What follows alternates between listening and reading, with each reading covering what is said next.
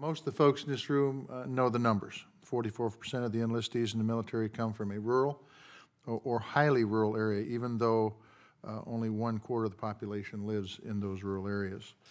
What folks in this room may not think about is how this fact should change our approach to allocating VA dollars and resources. If we put all our energy into where the general population lives, we will not live up to our country's promises for all veterans.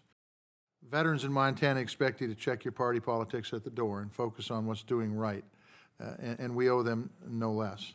But make no mistake about it, there's always room for improvement, and that's what this hearing is all about.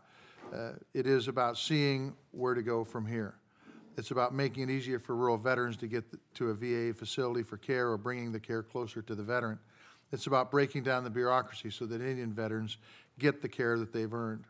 It's about making sure the VA has a steady supply of talented healthcare professionals in rural and frontier areas of this country.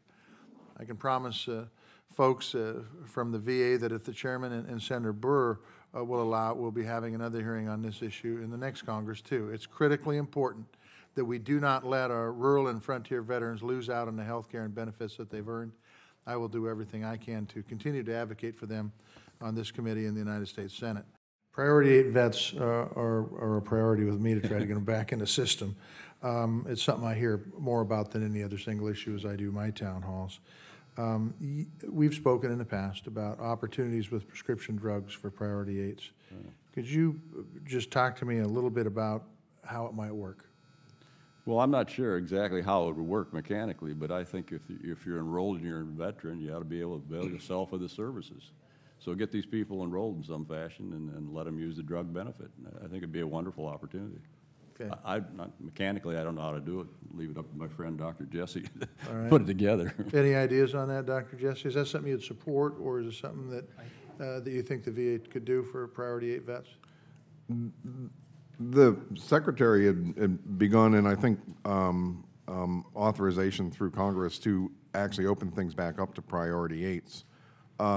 It was done in a fashion that would meter them in, because if we open it up all at once, how about it just as respect to prescription drugs? In respect to prescription drugs, there's a couple challenges there. Okay. One is that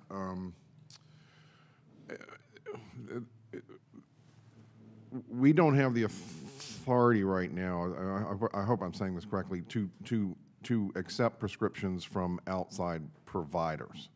So that, in fact, a VA has to process that prescription. For many pharmaceuticals, the basics for hypertension and diabetic care and things, that's really not an issue. But for some, again, there are some cardiac drugs that require monitoring and the like, where there's a lot of responsibility on the provider.